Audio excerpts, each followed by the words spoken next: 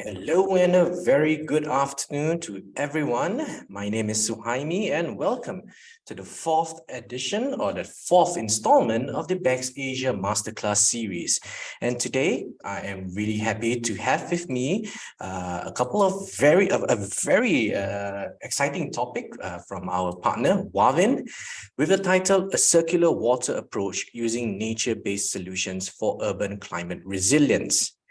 Now, this is a really important topic given that we've seen climate change. A lot of the countries in Southeast Asia have fallen victim to the challenges of managing water, rainwater, not just rainwater, but grey water as well as other water catchment areas.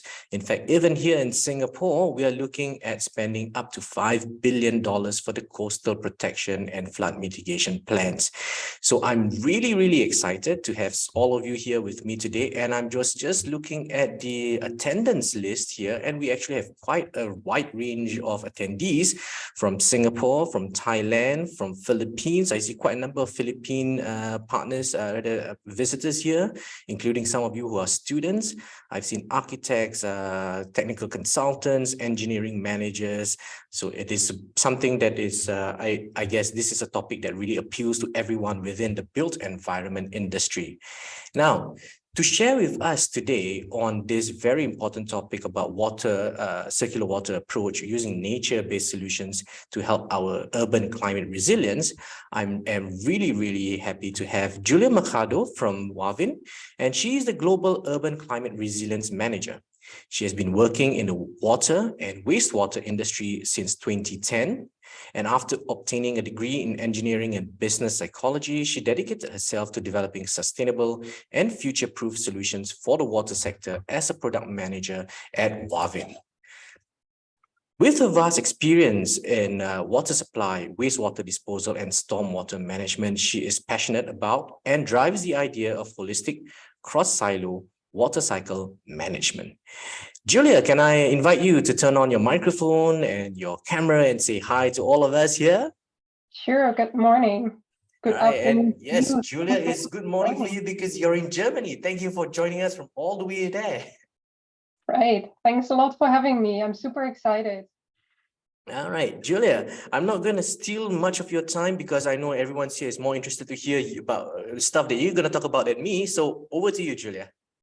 Thanks a lot. Let me quickly share my screen so you can all see the topic I've brought with me.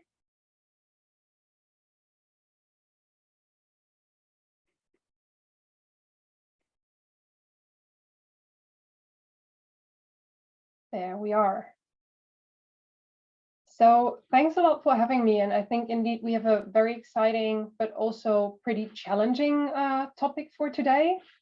And therefore, I would love to start setting the scene a bit, because we are indeed, I think, facing major challenges worldwide.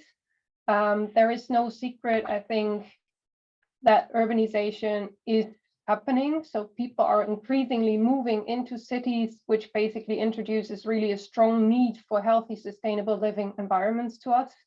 Urbanization results, nevertheless, in increasing proportion of population living in cities, creating a more and more dense area. So, for example, in Europe, Latin America, and North America, we can already see that more than 3/4 of the population live in urban settings.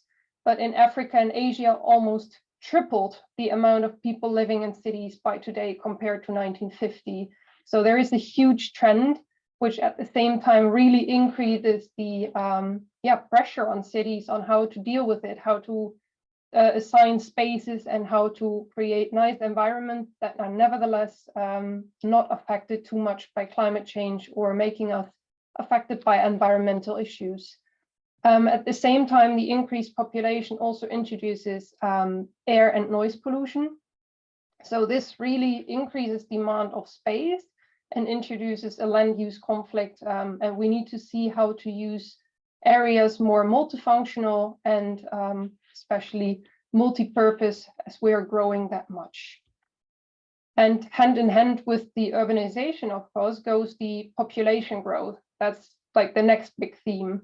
That adds additional challenges and a new dimension to the whole picture, because future flood security, biodiversity, the quality of living are really key concerns to many urban planners, city leaders, and also us as citizens itself. At the same time, existing infrastructure is not really fit for purpose. We face outdated infrastructure, a lot of legacy in the cities, requiring now innovative ideas and concepts to deal with this future demand. But many urban areas also face issues at the same time of limited resources. So topics like water scarcity, food security also grow the impact of climate change in that setting. Climate change, as said, it's about city planning, about the pressures in urban environments with population growing, with becoming more dense. And then in addition, we face climate change. So we need space to deal with the change in environments. And it has many phases. So it can come around in the form of temperature increases, more severe weather events, and in the end, well, impacts our water balance. So we know global temperatures are rising. We also see that all that doesn't stays without changes and consequences like droughts, heat stress, and increased water balance inequalities. But also on the other hand, a heavier rain seasons getting longer, events increasingly accumulating, and thereby the severity really increases. So I just mentioned these three. Rain events are increasing, flooding is happening, but also weather catastrophes are growing. And these are just a few examples of too much water, where we basically, so this is really about the too little water, where we really face heat islands, drought, water scarcity, and have an issue of temperature increases. We currently see about 5 degrees increases in city surroundings versus like the rural areas around it.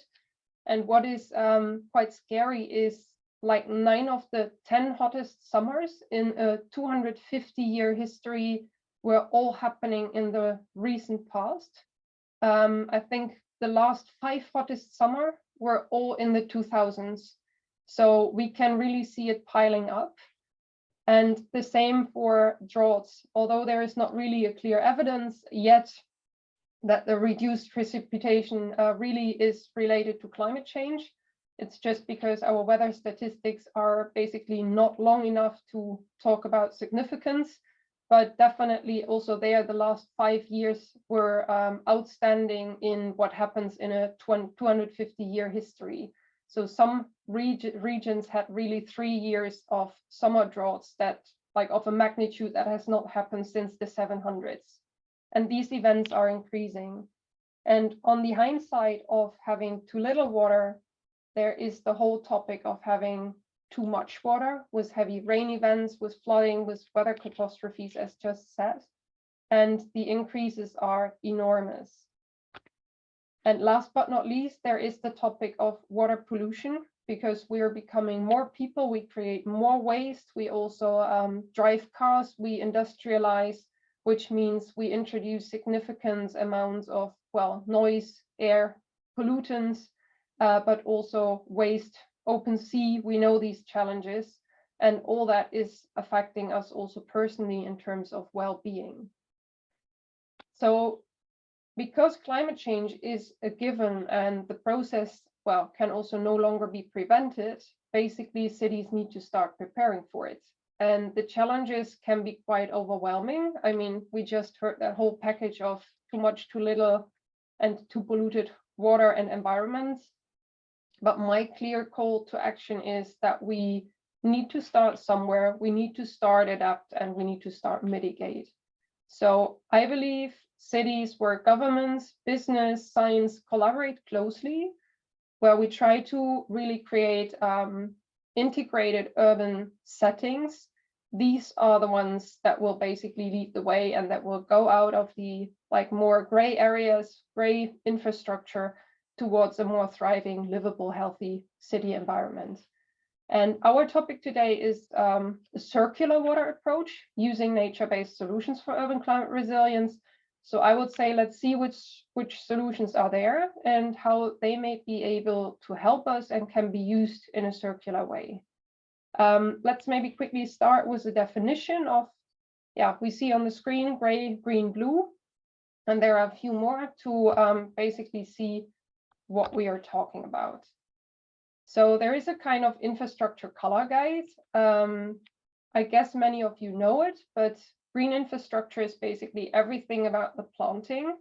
It is about in a broader sense, any type of plants or greenery that is being used in a design process or in a project process, and it can range from urban green spaces, on purpose planted parks, alleys with trees, but also mangroves, for example, in coastal protection settings. And then we have the blue infrastructure, which ranges from open water bodies, rivers, lakes, to basically any type of water related structures, again in a kind of blend designed way for development projects in a wider sense.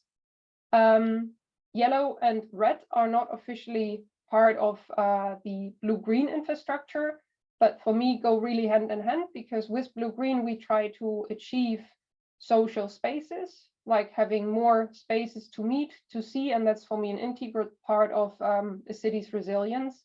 And at the same time, energy generation is always seen as a conflict, but basically also there, green, yellow, blue, they all can go hand in hand and should have its space, given the fact that we talk urban dense environments and need to see how to create these multifunctional spaces.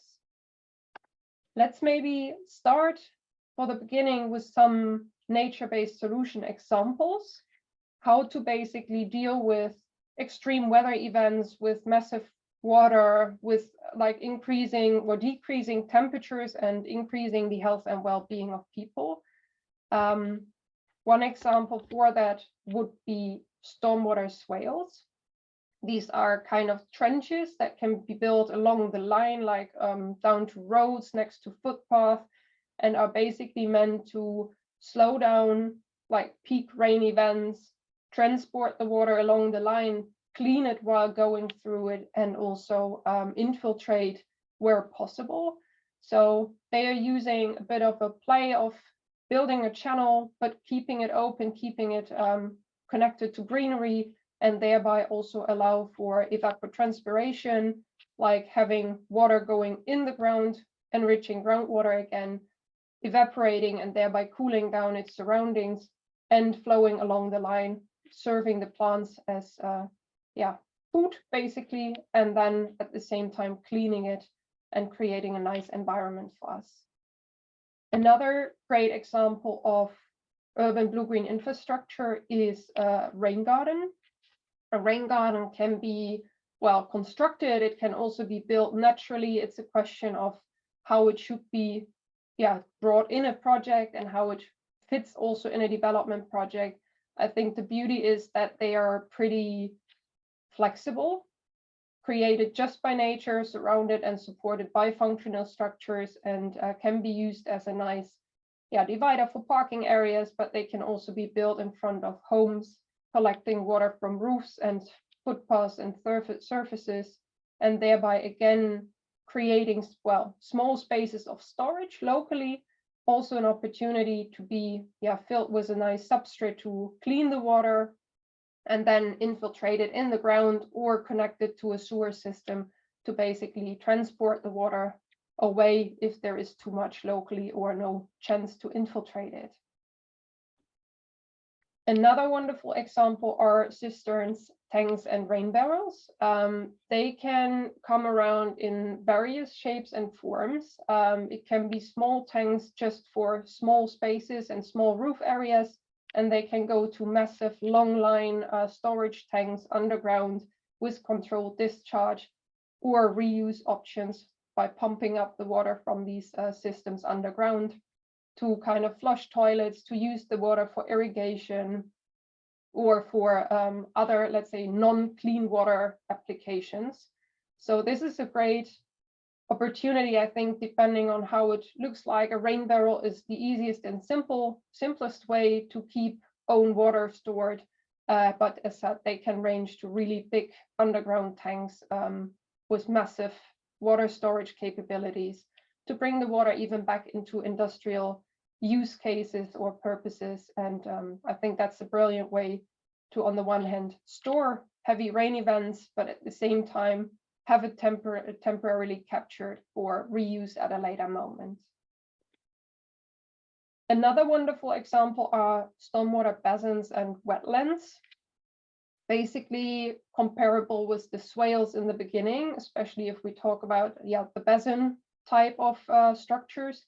They are again very agile. It's more or less trying to build an open pond structure just by moving soil and creating open spaces that are slightly deeper than the surrounding.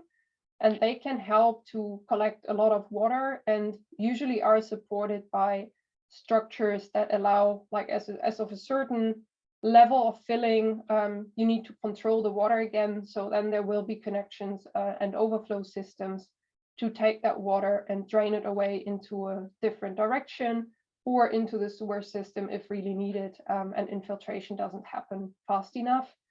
Another special type of basin is, I would say, a wetland, where we again try with specific plants and the setup to also clean water and maybe the surroundings. So if water has a lot of pollutants that are flushed from roads, from surfaces, or we get rather dirty water like income also via pipe structures, then a wetland can be a perfect way to let nature help us clean the water, pre-clean it before we continue bringing it into the ground or draining it into open water.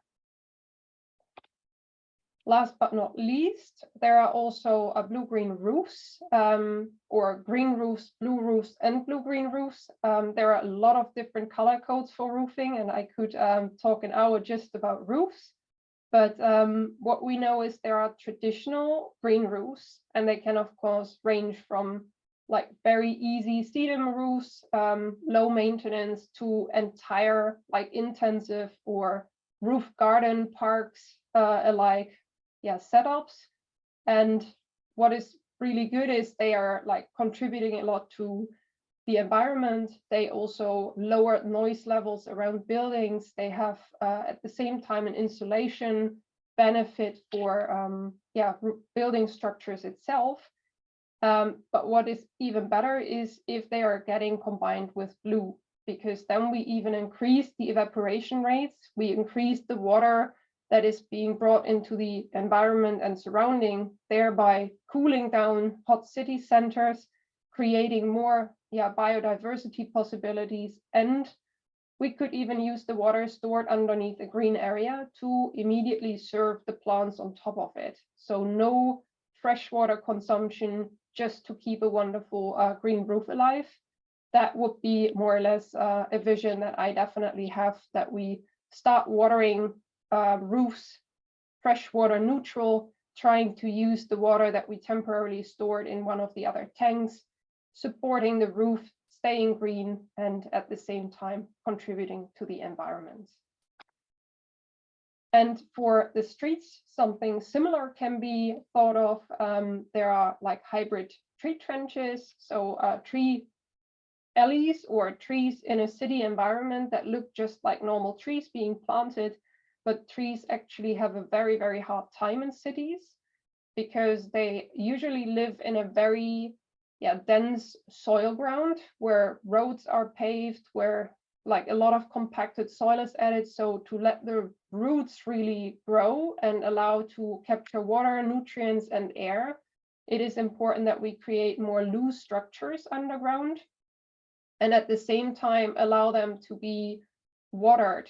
And why not using these structures to capture already surface runoffs, see if we can introduce like basic filtration to make sure there is no like salt or mineral oil or something intruded into the ground, but that we have a great structure that is kind of self-supporting in the way how it gets water and how it uses water, and at the same time helps the environment and surrounding from local flood points, for example. So we saw a lot of examples, and I could continue honestly for hours. As said, we have also seawall protection options where we combine like constructed areas like geosynthetics with mangroves to make sure we have no soil erosion at beaches, or different dikes to really keep the seawall up. There are a lot of different examples, but I think it's important to also see there is like a dependency. We all want greenery around us for health and well-being, and green can only be kept alive with blue. On the other side, to manage blue, if there is too much excessive water, heavy rain events, green can be an answer to, at the same time, deal with that. So I think it's all about managing where water is and when it should go from one point to another. And in that sense, it's very, very important that we start thinking like circular instead of linear. So traditionally, a lot of cities are built to capture water, and then there is the piped infrastructure or channels that bring it out of the city as fast as possible because it's seen as a threat. And we need to move away from the water as a threat and linear discharge-driven approach to a really water as a resource approach. We need to make water available just the moment we need it, and we need to store it when there is too much to deal with it. And that's more or less how I believe we can start looking at making water circular. And circularity is nothing that comes off the shelf, but we can use all the nice examples that we just saw to kind of bring them together to achieve that circularity. And that's a bit the secret, how we come into play. We usually are hidden underground, hidden behind walls, hidden in infrastructure projects in buildings. But all these water that we saw that will be in swales, that will be on roofs, that will be in different green parks, we need to make sure it is brought to the right place where it needs to be. And we need to make sure that we know how much water is there and how good we are at like our resources. That's to really make the use efficient. So gaining control over water is one of the brilliant things that can happen behind the scenes to serve the green spaces that we all would love to see and need urgently to adapt to climate change. How does that look like in practice? We talked about gray infrastructure. That's more or less what we really see on the left side here. The gray infrastructure is what we traditionally had, building skyrises, developing neighborhoods for usually a single purpose, creating space for living, space for parking, space for events. And today this mindset is completely changing, and that is really brilliant because we need to not compromise on the functionalities. We still want to park, we want to be entertained, we want to live, but we also want to live healthy and more future-proof. And that is possible by integrating the blue and green infrastructure into our residential settings and into our urban planning, and using spaces around us more efficiently than we've done before. So how does that look like on a building scale? Well, we can have all the different stages of implementing a blue-green roof. So we start capturing water already on a roof, where we have the biological absorption, the first pre-cleaning of rainwater, and then it's basically distributed, and we can think of multiple ways. We have relatively clean water from the roof, so we can bring it into below-ground storage tanks, but we can also store it immediately on the roof and then decide to reuse it in building for toilet flushing, for maybe also storage temporarily to, well, in a drought period, green the green roof again and pump the water up, and that all under the angle of water and energy efficiency for a building or a neighborhood. At the same time, we see on the ground, we have the same setup. We can start catching from surrounding surfaces, from parking areas. We can build these ponding areas where we can start with wetlands to basically purify and have the first step of biological absorption, and either, well, infiltrate or reuse again And what is really important for all these setups is see which water balance is there and what is really needed. Are we facing groundwater depletion? Then it might make sense to put a lot of effort in infiltration capabilities. If there is a heat island hotspot and a drought affected area, which at the same time faces quite severe rain events, then it's all about temporary storage and releasing the water and use the water for cooling effects. So building this water balance and the needs for a specific project, can be residential, can be large neighborhoods, that is for me key in designing in a good way with nature-based hybrid solutions. So here we see it's also possible not only on a single residential spot, but it can also go for neighborhoods, and it can also go far beyond that. It can work for airports, for data centers, for warehouses. So not just the residential space. The only thing is, the broader we think it, the better it gets, because there is just one water, and we need to make sure for an entire area that we work with water and greenery, to the greater good for basically everybody in the closest surrounding. I said I'm very passionate about the roof part and blue-green roof part, and I would like to bring one example of how that can look like. What we usually see in cities, and I guess every one of you has seen that, there are large skyscrapers or large residential spaces, or also just large halls or warehouses, and they are all flat, black, or at least relatively dark with an enormous hot surface on top. And my ambition is to turn these really black roofs, hot cities with high emission rates into something that is really wonderful, creates added value for the property, is green.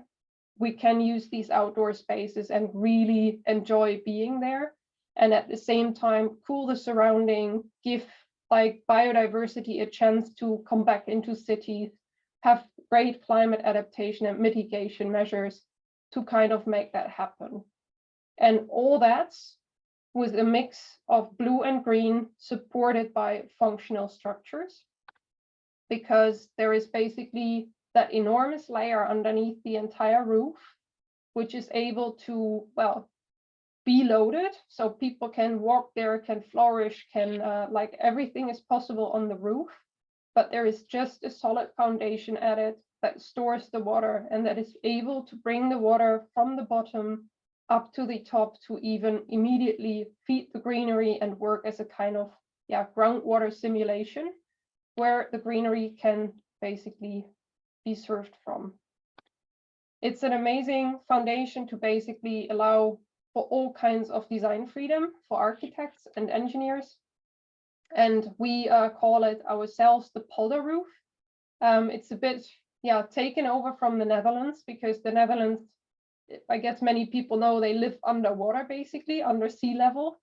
And they are very good in managing claiming land and dealing with water in their land climation. And that's more or less why we think it's a great, powerful vision to say we call it a polder roof that deals with water and land and greenery at the same time. So how does that work? I said we need to control water. We need to control when water is where and how it can basically be used, and that it's always at the right spot. We do this by having that shallow unit, this shallow solid structure underneath the roof surface on the black or flat roof, which basically captures the water and has a capillarity feature to bring the water up into the green spaces. At the same time, there are automatic controls. So we know how much it's going to rain. We know how much water is in the system, and decide intelligently in the background whether we want to hold back all the water. So we would try to store at any time as much water as we can, completely have a filled system. But if there is a rain event upcoming and we need that surface to really capture that peak flow and capture the next rain event, then we would start early in advance to gradually release the water, so we are not causing any damage to already pretty loaded sewer systems, We also do not create a peak flow for anything down the drain. And we can still decide how we want to communicate, for example, with systems that are below ground, like cisterns or tanks that are installed also on the ground, to use storage spaces intelligently and make it water available where it's really needed.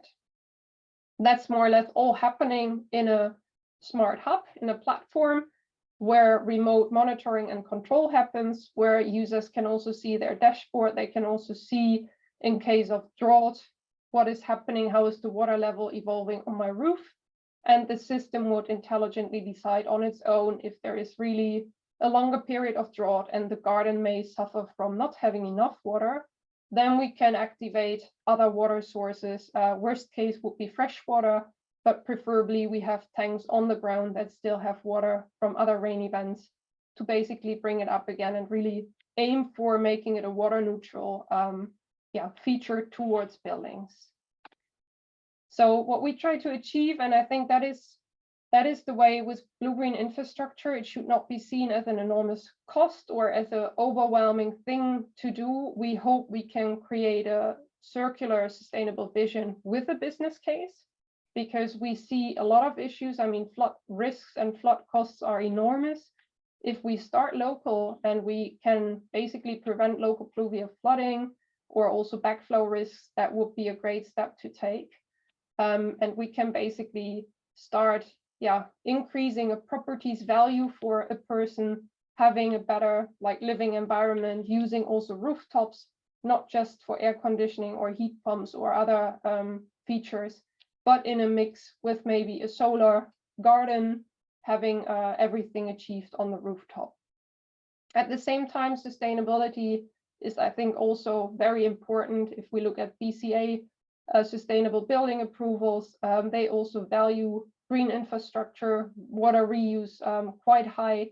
So all this can help clients, can help cities, can help in the dialogue between governments, policymakers, and investors, getting the right structures in place to improve on the side of climate change.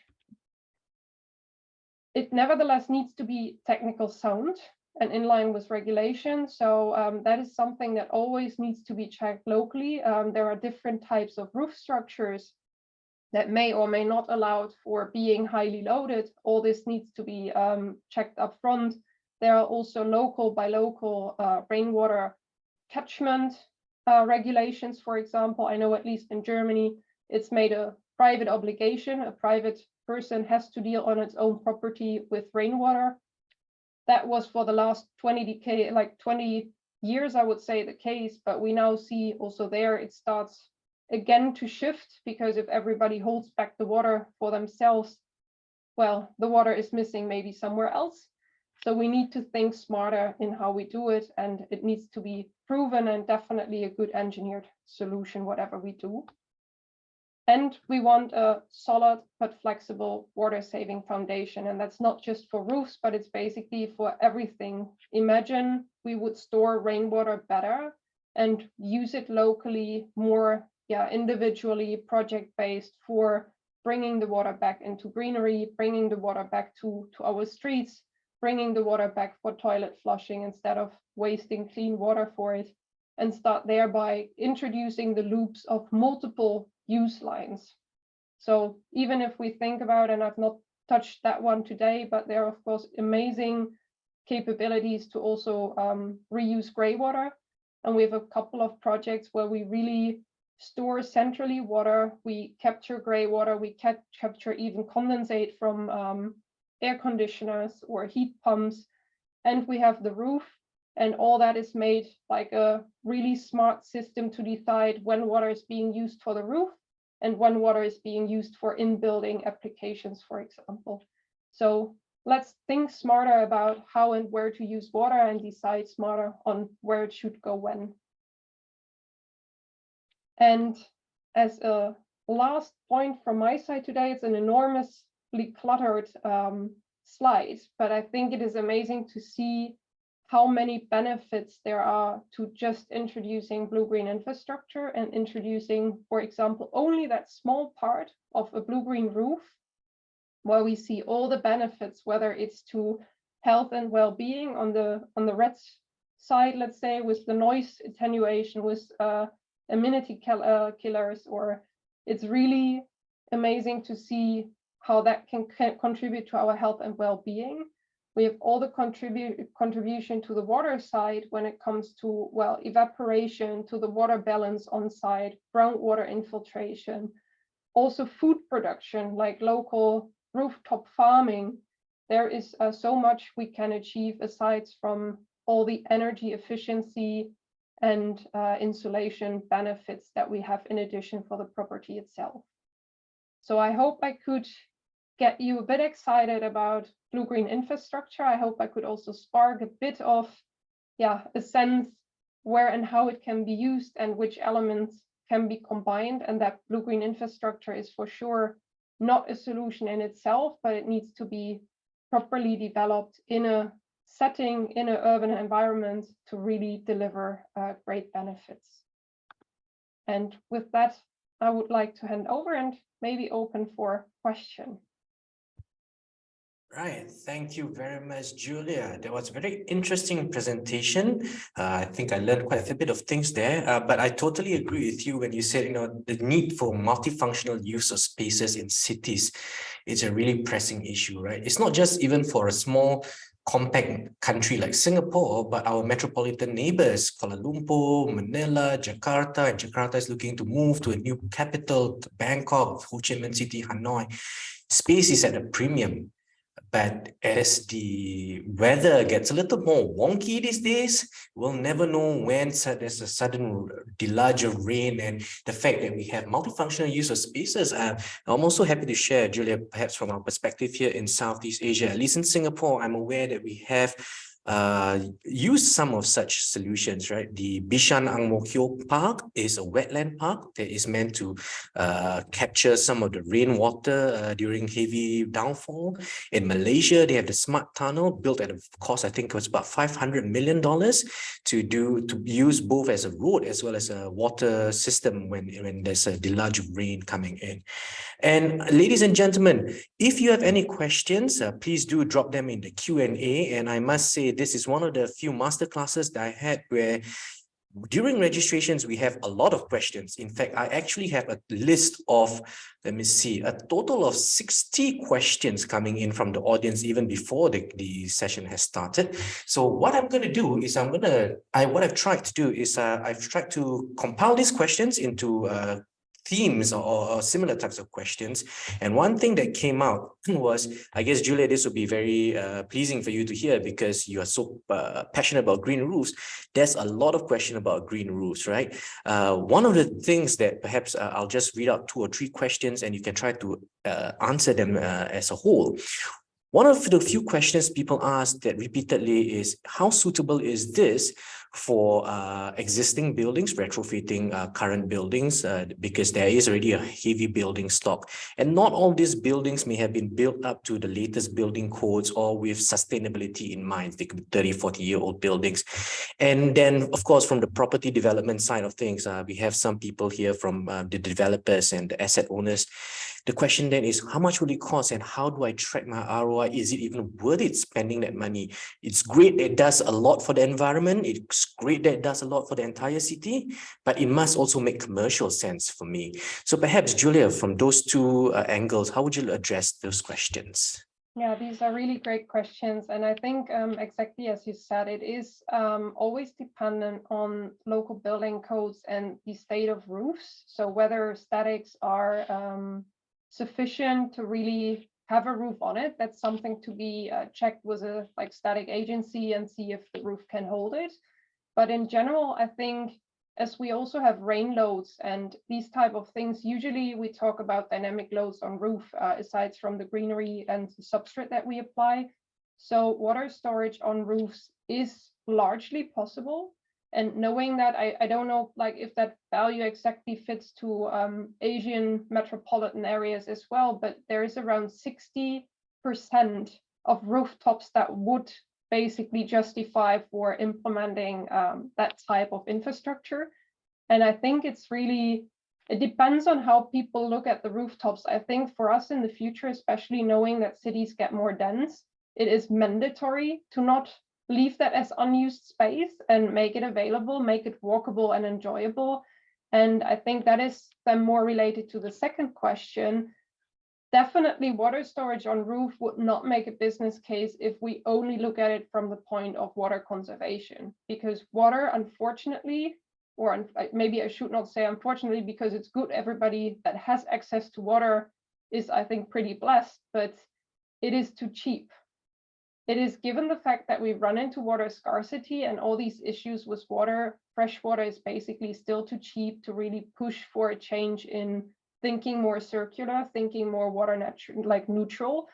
But if we think about the benefits it can add to a building, like creating accessible spaces, creating a garden instead of having 20 flats without access to greenery in the next 15 minutes, imagine you have your own garden on top and how much that would uplift and scale up the value of the property you live in. So I would say if we look at the total package of benefits, and I think the last slide more or less captured it all. If we look at energy conservations, the insulation we achieve, the accessible space, and the health and well-being we can offer to clients, plus the fact that people may even expect that today, I think for new build, it is almost unthinkable to just build a squared concrete block without that aesthetics. So in that sense, I think both for new build and retrofit, there can be cases built to really make that a valuable option. Right. Yes. So that's that's a really good, right? Good point, because, accessibility to green spaces. And of course, perhaps this might also require some conversations with the authorities, because, changing the use space of the rooftop now, it's more, pleasant for people. Can you perhaps even open a cafe up there, right? You'll never know. That's that. And of course, that does increase the value of the property itself for that. And I think we have a couple of questions that just came in online live too. And I think I will just combine two of the questions from Chris and Ao Yong here. So first is, how can we harvest the rainwater for existing buildings and its some of its users for the rainwater that makes it commercially viable to invest in?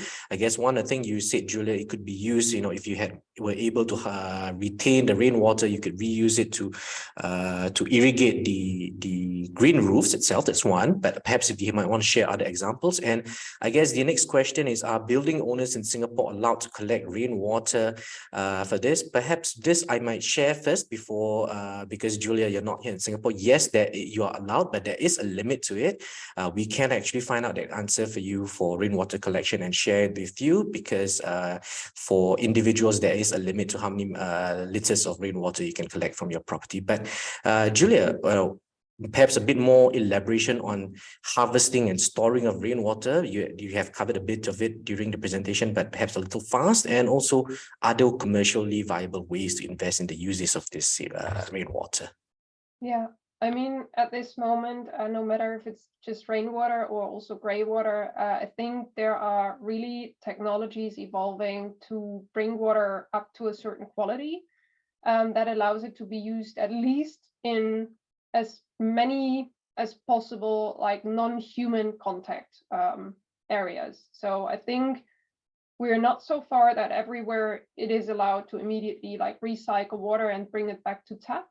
But definitely what it could be used for is, well, industrial applications. So let's think about companies that use a lot of water for cooling or anything like that. That water can be recycled and basically brought back into processes.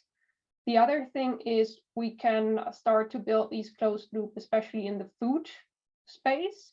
If we think about animals, about feedstock, if we have wastewater coming from there, we can use that and filter it back and bring it back into, for example, food production and farming. But there is also, of course, for rainwater, we can use it not only for, well, I think I mentioned irrigation, of course, but there is toilet flushing. We can also operate washing machines with it. We can use the water for cleaning floors. I think what is important is that we mark and in terms of building structures start to separate then those lines of reclaimed water, recycled water versus the tap water. And you may have seen that a lot in public as well, like fountains and water plays, more or less. They very often have a sign of non-potable water.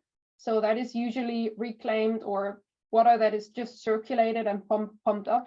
So for these type of purposes, I think we should not waste fresh water. We can definitely use reclaimed water, gray water or rainwater.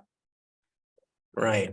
That's you touched on a very nice point also, because one of the questions that came in during registrations was, how do we ensure that the water is safe for use? So you shared that some of the waters can be earmarked for non-human contact users as grey water, that we can even use it to flush the toilets, for example, in a commercial property or a multi-residential unit types of property.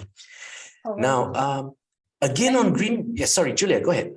Yeah, maybe to quickly even add to that, I mean, we've seen many examples where even like wastewater is recycled to a state where it is completely drinkable. So it feels odd. It feels like not really healthy. But honestly, the treatment processes today are so good, and the water quality measures are so like detailed and so good and so adaptable in the process, that there are, at least I know in the US, I also know, I think there is even an entire state that has implemented like wastewater upcycling for also freshwater purposes. So there are breweries making beer from wastewater. I think there are meanwhile quite some applications where we even see water qualities from wastewater, which is really the most severe, I would say, filtration or treatment process, that this is happening and starting to be more adopted. That's right. Now, staying on the topic of green roof, a question from the audience live is burning concern, maintainability. How easy is it to have this to maintain the infrastructure on the roofs? And do you have any insights on challenges and in terms of maintainability, and how did you rectify them? Very good question here. Yeah, absolutely, absolutely.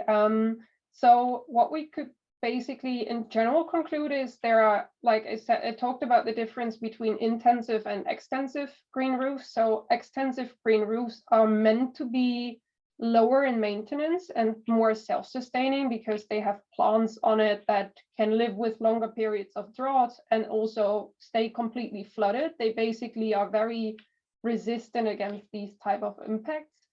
Nevertheless, also those roofs do not really look very fancy, and if they are staying dry for a very long period, you have these kind of red-colored, red-toned roofs, which do not really benefit a lot in terms of biodiversity or environmental benefits.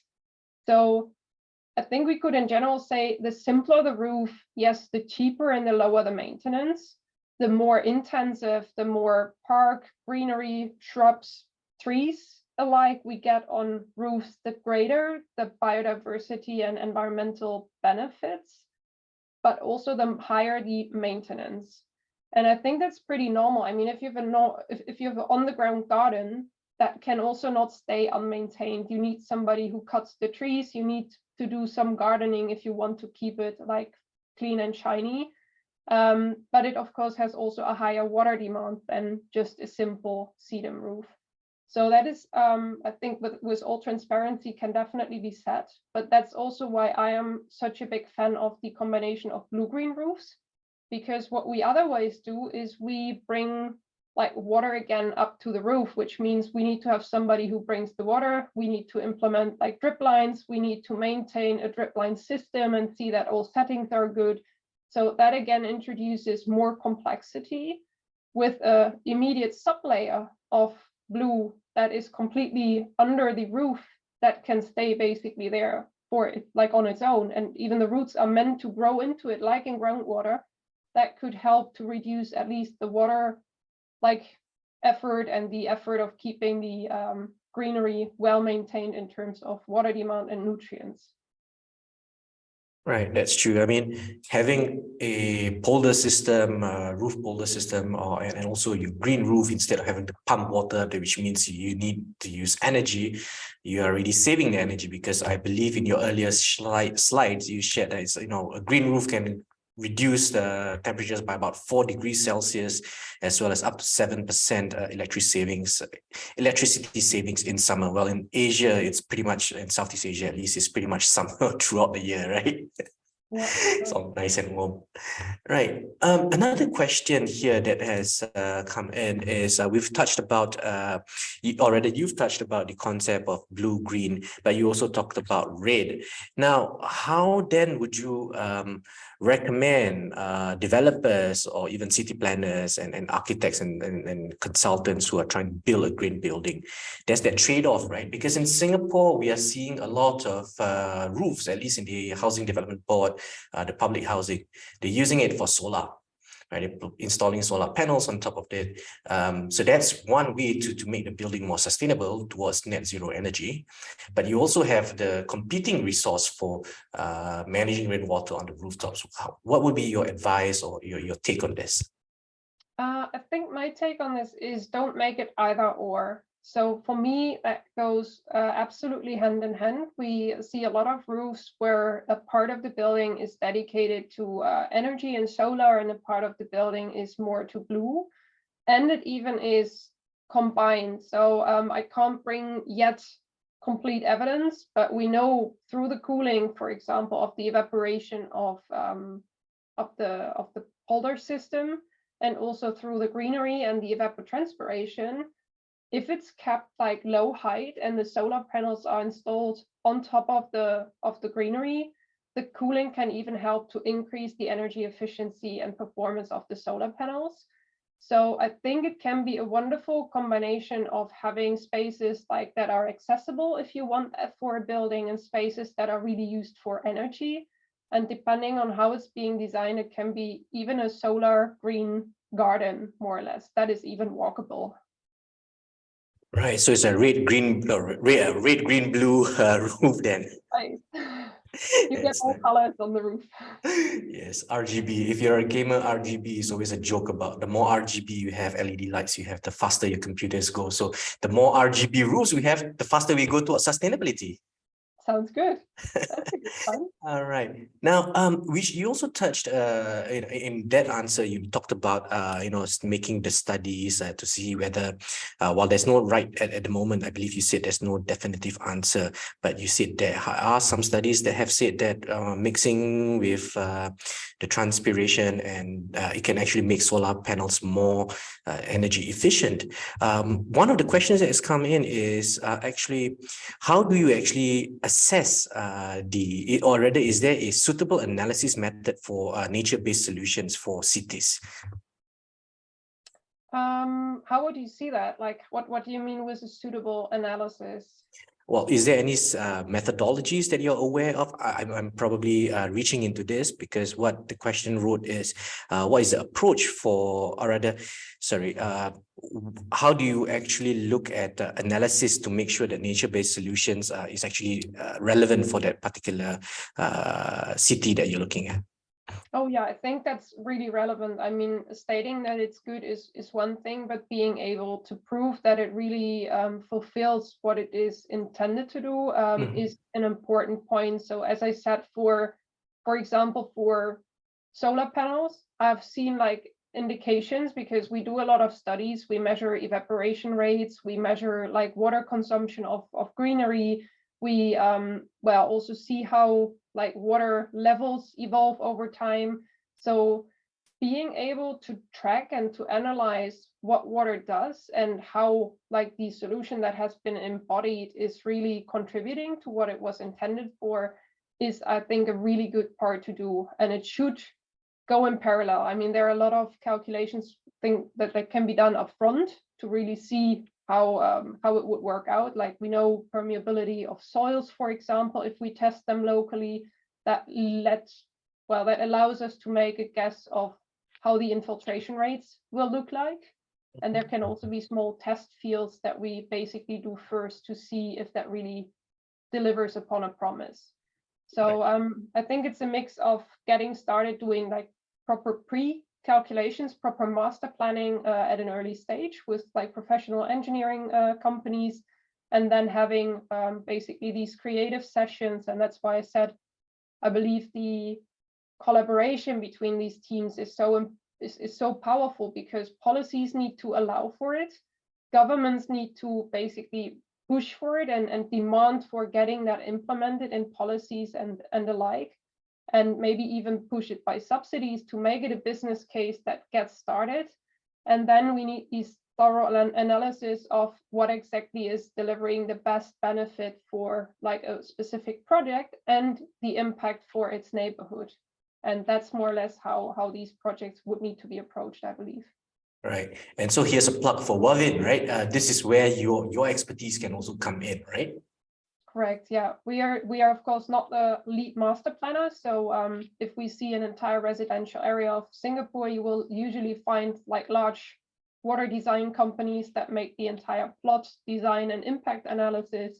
But we are more or less the partner in the specialties, like calculating the water storage on the ground, below ground, on top, feeding into that, or doing special calculations for geosynthetics under different circumstances for coastal protection. That's more or less where we come in with niche, I would say niche calculation and analysis tools, and then the functional solutions that back up the blue-green infrastructure. Right. So that's the value add you bring to the entire value chain, not just I sell you the linings or the systems or the tubes, but we can do that for you. And I guess another question which then relates to products is how durable are such products that you use in a water catchment areas, or also your rooftop gardens and all the various systems that you've introduced earlier?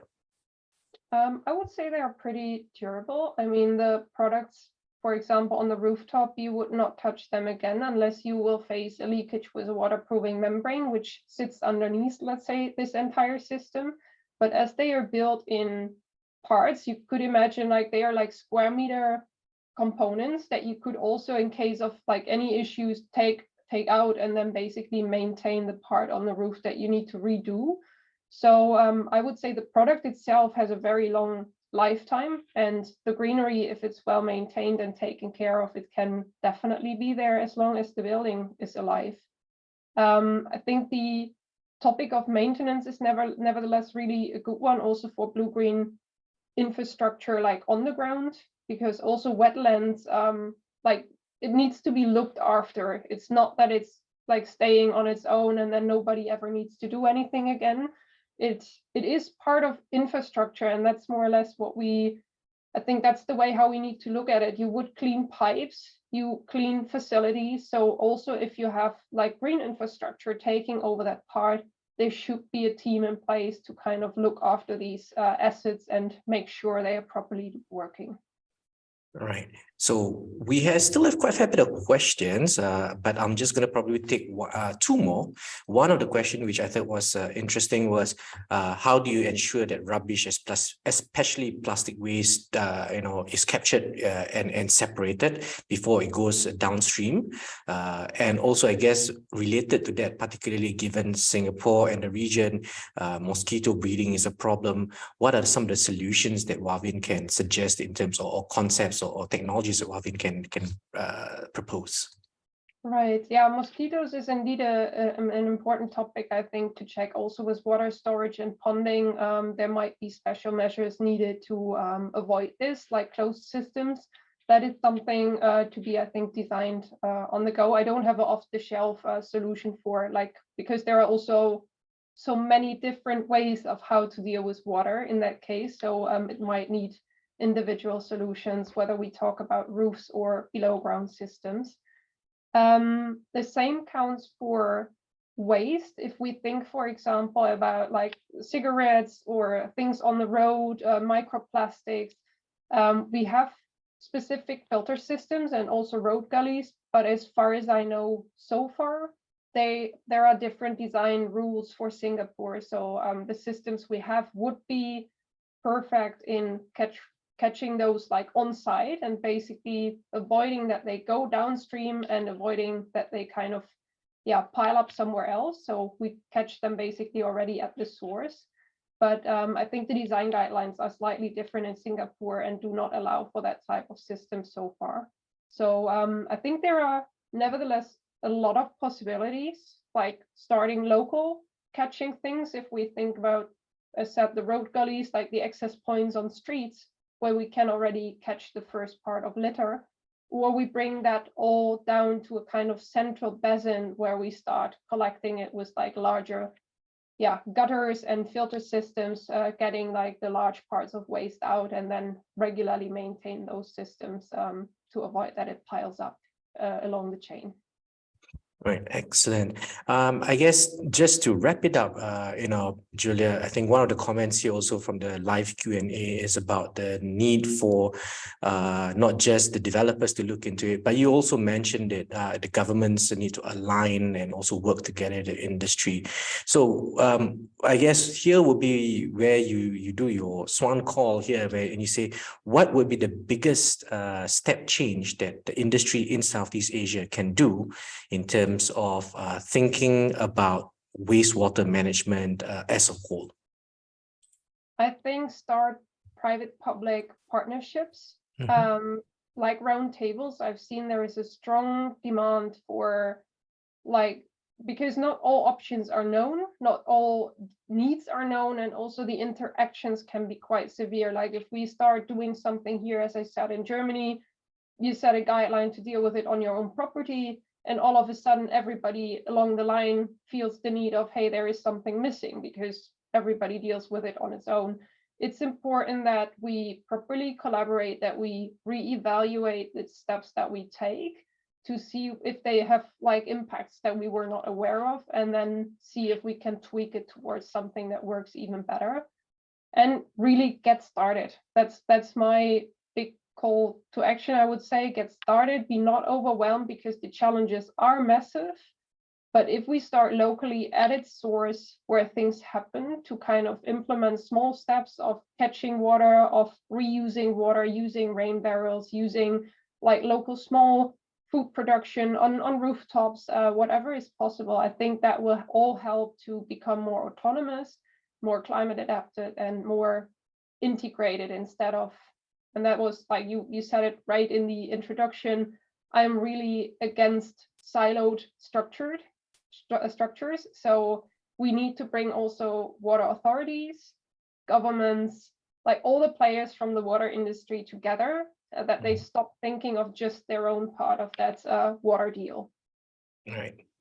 Excellent. Thank you very much for that, Julia. That's pretty much about all the time we have. And ladies and gentlemen, I hope you've learned a lot from this session today. Julia has shared some really interesting ideas and techniques for rainwater and water management to create a more resilient cities in the light of climate change, and the solutions that Wavin can come in to work with you at the various stages, both for existing building stock as well as for new projects. So I hope that it was a very useful time spent for you for the last hour. Julia, once again, thank you very much. Thank you so much as well. It was a pleasure to be here. Pleasure having you too. Now, ladies and gentlemen, thank you for your attendance, and don't forget to join us on the 16th of March as we have our next BEX Asia Masterclass. And of course, don't forget that BEX Asia this year happens again at Marina Bay Sands on the 6th to 8th September. So make sure you come down, check out at the solutions, technology providers that will be there. And also there will be seminar sessions for you to upgrade your knowledge and find out the latest products and solutions for the built environment industry. In the meantime, have a good evening ahead, and we'll see you again next time. Take care and goodbye.